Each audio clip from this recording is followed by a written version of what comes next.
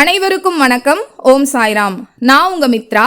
வீணா குப்தா அப்படின்ற அம்மாவுடைய வாழ்க்கையில பாபா நிகழ்த்தின அதிசயங்களையும் அற்புதங்களையும் லீலைகளையும் நம்ம ஒன்னா பார்த்துட்டு வந்துட்டு இருக்கோம்.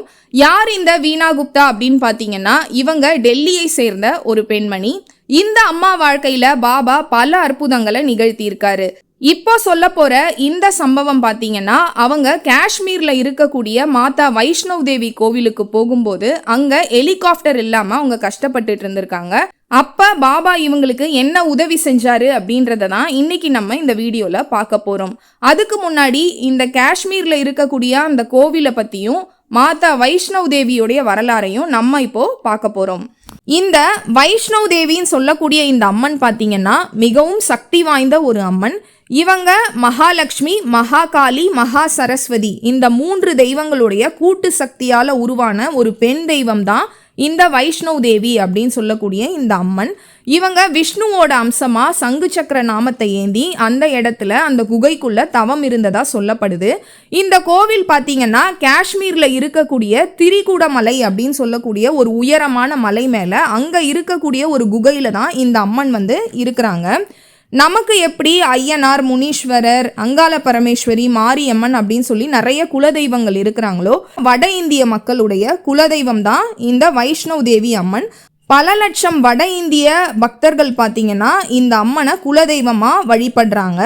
வட இந்திய மக்களுக்கு இந்த அம்மன் மீது பார்த்தீங்கன்னா அதீதமான ஒரு நம்பிக்கை இருக்கு. என்ன காரணம்னா, இந்த அம்மன் கூப்பிட்ட குரலுக்கு ஓடி வருவார் அப்படின்றதும், மனசார எதையாவது நம்ம வேண்டிக்கிட்டா அப்படியே நினைச்ச காரியத்தை நிறைவேற்றுவாரு அப்படின்றதும் அவங்களுடைய நம்பிக்கை. குறிப்பாக திருமண தடை நீங்கவும் குழந்தை வரம் வேண்டியும் லட்சக்கணக்கான பக்தர்கள் இந்த மலை மேலே ஏறி போய் குகையில் இருக்கக்கூடிய அந்த வைஷ்ணவ் தேவி அம்மனை தரிசிக்கிறாங்க. எல்லாராலையும் சில கோவில்களுக்கு போக முடியாது, நினைச்ச நேரத்துலையும் சில கோவில்களுக்கு போக முடியாது. அந்த கடவுளோட உத்தரவு இருக்கணும் அப்படின்னு சொல்லுவாங்க இல்லையா, அந்த மாதிரி ஒரு சக்தி வாய்ந்த அம்மன் தான் பார்த்தீங்கன்னா இந்த வைஷ்ணவ் தேவி. இந்த கோவிலுக்கோ இந்த அம்மனை பற்றியோ எல்லாராலையும் உடனே தெரிஞ்சுக்க முடியாது. இந்த அம்மன் அவ்வளவு சக்தி வாய்ந்தவங்க. இந்த கோவில் பார்த்தீங்கன்னா காஷ்மீர்ல இருக்கக்கூடிய காட்ரா அப்படின்ற ஒரு பகுதியில் மலை மேலே இருக்குது. கிட்டத்தட்ட இந்த கோவில் கடல் மட்டத்திலிருந்து 5200 சதுர அடி உயரத்தில் இந்த கோவில் அமைஞ்சிருக்கு. அங்கே இருக்கக்கூடிய அர்த்தக்வாரி அப்படின்னு சொல்லி ஒரு சின்ன குகை, அந்த குகையில தான் அம்மன் 9 மாதங்கள் தவம் இருந்திருக்கிறாங்க. இப்போவும் அந்த குகைக்குள்ள அம்மன் தவம் இருக்கிறதா ஐதீகம். அந்த குகை பார்த்தீங்கன்னா ஒரு கர்ப்பப்பை அமைப்புல இருக்கும். அந்த இடத்த கர்ப்பாஜூன் அப்படின்ட்டு சொல்றாங்க. இந்த குகைக்குள்ள அம்மனை தரிசிக்க போகும்போது பார்த்தீங்கன்னா, ஒன்று நம்மளும் குழந்தை மாதிரி தவழ்ந்து போகணும், இல்லை நல்லா குனிஞ்சு போனாதான் அந்த குகைக்குள்ள போக முடியும். முழுசா இருட்டா இருக்கும். இப்ப நம்ம ஊர் கோவில்கள் எல்லாம் பார்த்தீங்கன்னா அம்மனுக்கு சிலை வடிவத்தில் இருப்பாங்க. கற்சிலையில அம்மனை மனித உருவத்தில் செதுக்கி இருப்பாங்க. ஆனா இந்த கோவில்ல பார்த்தீங்கன்னா அம்மனுக்கு மனித உருவம் கிடையாது. பிண்டிஸ்ன்னு சொல்லக்கூடிய பல லட்சம் ஆண்டுகளா உருவான ஒரு சுயம்பு வடிவ கற்களை வச்சுதான் இவங்க அந்த அம்மனை கும்பிடுறாங்க. இப்ப நீங்க எல்லாருமே ஜனனி ஜனனி ஜகம்னி அகம்னி அந்த பாடல் கேட்டிருப்பீங்க. அதுல ஒரு வரி வரும், ஸ்வர்ண ரேகையுடன் சுயம்பாகி வந்த லிங்க ரூபினியே அப்படின்னு சொல்லி ஒரு வரி வரும். என்னன்னா, அந்த சாமியும் சுயம்பா தான் உருவாகி இருக்காங்க. அவங்களுக்கு என்ன அடையாளம்னா, அவங்களுடைய அந்த சுயம்பு வடிவ லிங்கத்துக்கு மேல சொர்ண ரேகை ஒன்று ஓடிட்டு இருந்திருக்கு, தானாவே உருவாயிருக்கு. அதுதான் கொல்லூர் மூகாம்பிகை அம்மன் அப்படின்னு சொல்லுவாங்க. இந்த அம்மனும் பார்த்தீங்கன்னா இந்த பிண்டிஸ்ன்னு சொல்லக்கூடிய ஒரு விதமான பாறை கற்களால் இந்த அம்மன் சுயம்புவா உருவாகி இருக்காங்க இல்லையா. இந்த 3 கற்களும் பார்த்தீங்கன்னா 3 வித்தியாசமா இருந்திருக்கு.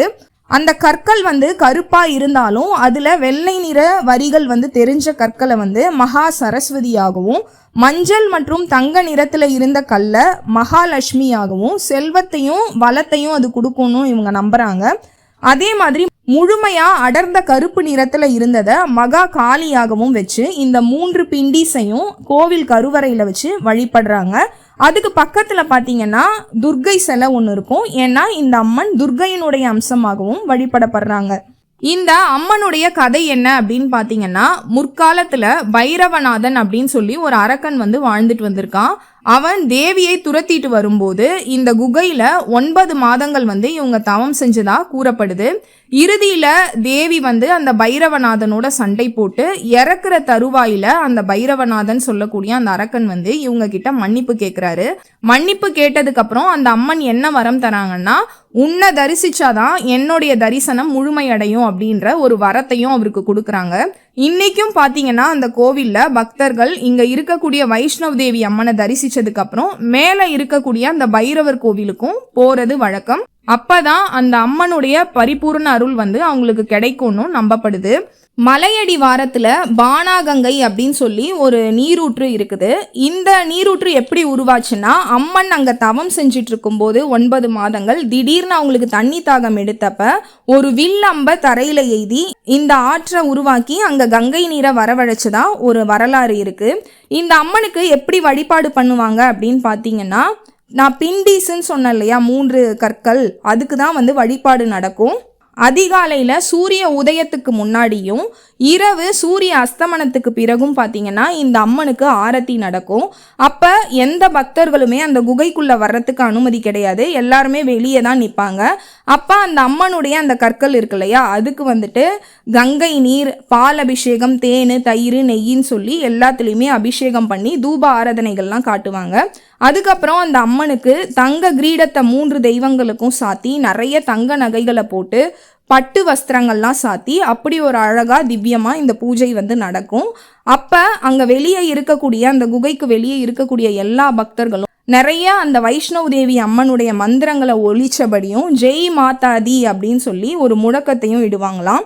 அந்த பூஜை முடிஞ்சதுக்கு அப்புறம் பார்த்தீங்கன்னா அம்மனுக்கு அபிஷேகம் செய்யப்பட்ட அந்த நீரை வெளியே இருக்கக்கூடிய பக்தர்கள் எல்லாருக்கும் தருவாங்களாம். அந்த தீர்த்தத்தை வந்து சரண் கங்கா தீர்த்தம் அப்படின்னு சொல்றாங்க.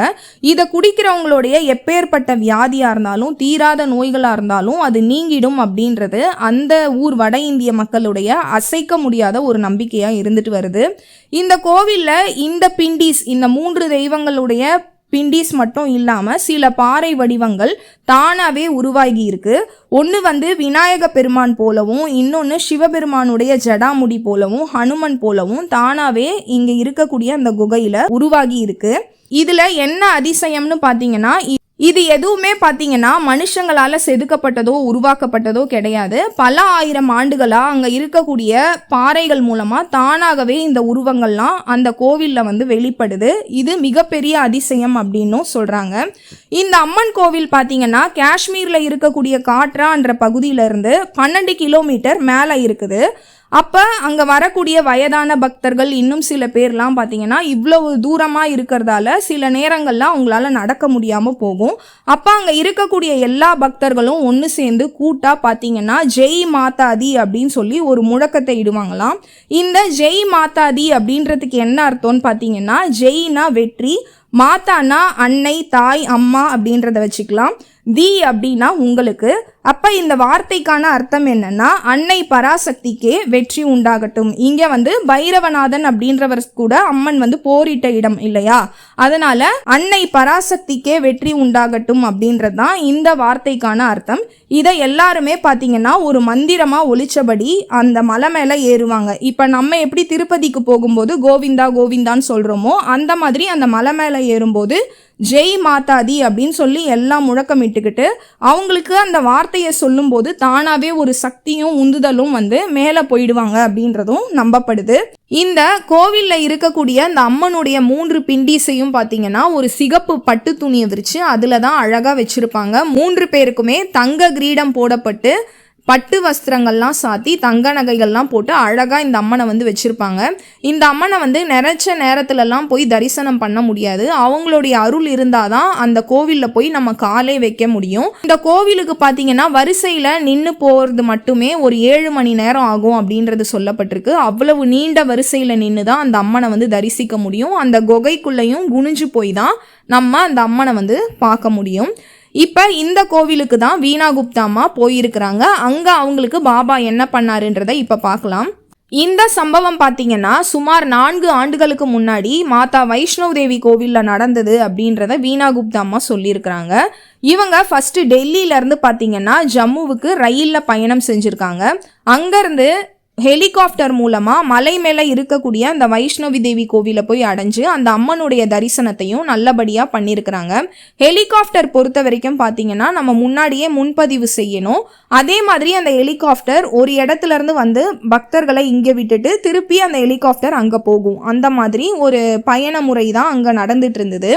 இவங்க அந்த தரிசனம்லாம் முடிச்சதுக்கப்புறம் பார்த்தீங்கன்னா அங்கே கிளைமேட் கண்டிஷன் சரியாகவே இல்லை. ரொம்ப இருட்டினா மாதிரி மழை பெய்கிற மாதிரிலாம் ஆயிட்டு நல்லா வந்து காத்தோட்டமும் பயங்கரமாக காத்தடிக்க ஆரம்பிச்சிருக்கு. அதனால் இவங்க முன்பதிவு செஞ்சு வச்சுருந்த அந்த ஹெலிகாப்டர் வந்து கீழே மலைக்கு கீழே இருந்து மேலே வர முடியல. இப்போ ஹெலிகாப்டர் வந்தால் தான் இவங்க எல்லாரும் வந்து கீழே போக முடியும். அதனால் இப்படி ஆன உடனே இவங்க எல்லாரும் ரொம்ப கவலைப்படுறாங்க, பயப்படவும் செய்கிறாங்க. நம்ம எப்படி இனிமேல் வந்து கீழே போகிறது அப்படின்னு சொல்லி வெயிட் பண்ணி பார்க்குறாங்க. இருக்க பார்த்தீங்கன்னா அங்கே இருக்கக்கூடிய கிளைமேட் கண்டிஷன் வந்து ரொம்ப மோசமாயிட்டே போகுது. இந்த கோவிலுக்கு பார்த்தீங்கன்னா வரக்கூடிய பக்தர்கள் அந்த அம்மனை வந்து கீழ் மலையிலேருந்து மேலே போகிறதுக்கு நிறைய வசதிகள் வந்து பண்ணி வச்சுருக்கிறாங்க. ஹெலிகாப்டர், ரோப் காரு, குதிரை, பால்கி, கழுதை அப்படின்னு சொல்லி எல்லா வசதிகளும் இருக்குது. இப்போ கிளைமேட் கண்டிஷன் சரியில்லாதால ஹெலிகாப்டர் வந்து இன்னும் வராமல் இருக்குது. அதனால் இவங்க ரொம்ப நேரமாக வெயிட் பண்ணிகிட்டே இருக்கிறாங்க. அங்கே இருக்கிற குதிரை, பால்கி அவங்க கிட்டலாம் வந்து ஒரு ஆளுக்கு எவ்வளோ ஆகும் அப்படின்னு சொல்லி அவங்கக்கிட்ட அந்த கட்டண தொகையெல்லாம் கேட்குறாங்க. அவங்க பார்த்தீங்கன்னா ஒரு ஆளுக்கு 20,000 ரூபாய் ஆகும் அப்படின்னு சொல்கிறாங்க. அதிகமான தொகையை வந்து கேட்குறாங்க. அதே நேரத்தில் பார்த்தீங்கன்னா அங்கே மைக்கில் ஒரு அனௌன்ஸ்மெண்ட்டும் கொடுக்குறாங்க. ஹெலிகாப்டர் வந்து இன்னைக்கு இயக்கப்பட மாட்டாது, ஏன்னா கிளைமேட் கண்டிஷன் சரியில்லை, இனிமேல் வந்து ஹெலிகாப்டர் இயங்காது அப்படின்ட்டு ஒரு அறிவிப்பையும் கொடுத்துட்றாங்க. அதனால் இவங்களே வந்து இவங்க பயணத்துக்கான ஏற்பாடுகள் எல்லாம் செஞ்சு கீழே இறங்கணும், ஏதாவது பண்ணி கீழே இறங்கணும். இவங்க ரொம்ப பதட்டமாகிடுறாங்க. இனிமேல் எப்படி வந்து கீழே இறங்கி போகிறது அப்படின்னு சொல்லி ரொம்ப பயப்படுறாங்க. ஏன்னா அது அவ்வளோ ஹைட்டில் இருக்கக்கூடிய மலை. இந்த வீணா குப்தா அம்மாவுக்கும் பார்த்தீங்கன்னா முழங்காலில் இவங்களுக்கு மாற்று அறுவை சிகிச்சை அது ஒன்று செஞ்சுருக்கிறாங்க. அதனால் இவங்களால குதிரையிலலாம் ஏறி பயணம் செய்ய முடியாது. அதனால் இவங்க ரொம்ப பதட்டப்படுறாங்க, எப்படி இனிமேல் வந்து கீழே இறங்கி நம்ம போகிறது அப்படின்னு சொல்லி. இப்போ வீணா குப்தா அம்மா பார்த்தீங்கன்னா ரொம்ப கவலையோட பாபாவை வந்து பிரார்த்திக்க தொடங்குறாங்க. பாபா, இந்த வானிலை வந்து ஏன் இப்படி மோசமாகி எங்களை இங்கே சிக்க வச்சிருக்குது, தயவு செஞ்சு நீங்கள் தான் எங்களுக்கு ஏதாவது ஒரு வழி செய்யணும் அப்படின்னு சொல்லி மனசுக்குள்ளே பாபாவையும் வேண்டிக்கிறாங்க. அந்த அம்மன் இருக்காங்களே வைஷ்ணவி தேவி, அவங்களையும் வந்து மனசார நினச்சி வேண்டிக்கிறாங்க. நம்மளை இங்கே கொண்டுட்டு வந்தது பாபாவும் இந்த அம்மனும் தான் அப்படின்னாக்கா நம்மளை பத்திரமா கொண்டுட்டு போய் சேர்க்க வேண்டியதும் இவங்களோட வேலை. இவங்க கண்டிப்பாக அதை செய்வாங்க அப்படின்ட்டும் வீணா குப்தா அம்மா வந்து மனசார பாபாவையும் அந்த வைஷ்ணவி தேவி அம்மனையும் நம்புகிறாங்க. திடீர்னு பார்த்தீங்கன்னா இப்போ அங்கே இருக்கக்கூடிய அந்த கிளைமேட் கண்டிஷன் வந்து நல்லா தெளிய ஆரம்பிக்குது. கொஞ்சம் லேசாக வெயில் வரா மாதிரி ஆரம்பிக்குது, காற்றெல்லாம் நின்றுடுது. அப்படி நின்ன உடனே பார்த்தீங்கன்னா ஹெலிகாப்டரை மறுபடியும் இயக்க ஆரம்பிக்கிறாங்க. ஒரு ஹெலிகாப்டர் வந்து அங்கே வருது. அதில் எல்லாரும் போக முடியுமா வீணா குப்தா அம்மாவுடைய ஃபேமிலி அப்படின்னு சொல்லி இவங்க பார்க்குறாங்க. இதில் என்ன ஆச்சரியம்னு பார்த்தீங்கன்னா ஹெலிகாப்டர் இனிமேல் இயங்காது அப்படின்னு சொல்லி அவங்க அறிவிக்கும் போது நிறைய பேர் அந்த ஹெலிகாப்டருக்கு கட்டின பணத்தை வந்து திரும்ப வாங்கிடுறாங்க. ஆனால் வீணா குப்தா அம்மாவும் அவங்க ஃபேமிலியும் வந்து பொறுமையாக இருக்கிறாங்க. பாபா நிச்சயமாக நம்மளுக்கு ஏதாவது ஒரு வழி செய்வார் அப்படின்ற ஒரு நம்பிக்கை அவங்களுக்கு இருந்துகிட்டே இருந்தது. அதனால் பணத்தை வந்து அவங்க திரும்ப வாங்கலை. அப்போ அந்த ஹெலிகாப்டரில் வந்து யார் யாரெல்லாம் போகலாம் அப்படின்னு சொல்லி மைக்கில் வந்து அனௌன்ஸ் பண்ணுறாங்க. அதில் வீணா குப்தா அம்மாவும் அவங்க ஃபேமிலியும் அந்த ஹெலிகாப்டரில் போகலாம் அப்படின்னு சொல்லி அந்த மைக்கில் வந்து அறிவிக்கிறாங்க. பேர் வாசிக்கும் போது அதில் அவங்களோட பேரும் அவங்க ஃபேமிலியோட பேரும் வருது. அதை கேட்ட உடனே வீணா குப்தா அம்மா வந்து ரொம்ப சந்தோஷப்படுறாங்க. பாபா எங்களுடைய பிரார்த்தனையை கேட்டார், எங்களுக்கு வழி செஞ்சார், நாங்கள் மகிழ்ச்சியோட ஹெலிகாப்டரில் ஏறி பாதுகாப்பாக திரும்பணும் அப்படின்றத வீணா குப்தா அம்மா அவங்களுக்கு நடந்த அந்த வைஷ்ணவி தேவி கோவிலில் நடந்த ஒரு அதிசயமாக இதை சொல்லி இருக்கிறாங்க. கடைசியாக வீணா குப்தா அம்மா எல்லாருக்கும் என்ன சொல்ல வராங்கன்னா, எல்லாருக்கும் கடவுள் மேலே நம்பிக்கை இருக்குது, எல்லாருமே பாபாவை நம்புகிறாங்க. ஆனால் அந்த நம்பிக்கை எவ்வளவு உறுதியானது அப்படின்றது தான் முக்கியம். பாபாவுடைய 2 முக்கிய கொள்கைகளான ஸ்ரத்தா, சபூரி. ஸ்ரத்தானா நம்பிக்கை, சபூரினா பொறுமை. இது அவசியம் எல்லார்கிட்டையும் இருக்கணும் அப்படின்றதையும் சொல்கிறாங்க. நான் பாபாவுடைய இந்த 2 போதனைகளிலும் உறுதியான நம்பிக்கையை வச்சிருக்கிறேன். பாபா எங்களை வழி நடத்துறாரு அப்படின்ற நம்பிக்கையோட தான் எங்களுடைய வாழ்க்கையை வாழ்கிறோம். நமது வாழ்க்கையின் அனைத்து விஷயங்களையும் பாபா கவனிச்சுக்குவாரு அப்படின்ற முழு நம்பிக்கையோட நாம் வாழணும். நம்முடைய நம்பிக்கையின் அளவை பொறுத்து தான் பாபாவுடைய அனுபவமும் நமக்கு கிடைக்கும் அப்படின்றத சொல்லி அந்த பேட்டியை முடிச்சிருக்கிறாங்க. இப்போ வீணா குப்தா அம்மா வாழ்க்கையில் பாபா நிகழ்த்தின இந்த அதிசயமும் நான் வைஷ்ணவ் தேவி அம்மனை பற்றியும் அந்த கோவிலை பற்றியும் சொன்ன சில விஷயங்களும் உங்களுக்கு பிடிச்சிருக்கும்னு நம்புகிறேன். அடுத்ததாக பாபா இந்த வீணா குப்தா அம்மா வாழ்க்கையில் நடத்தின இன்னொரு அதிசயத்தை நம்ம பார்க்கலாம். நன்றி, வணக்கம், ஓம் சாய்ராம்.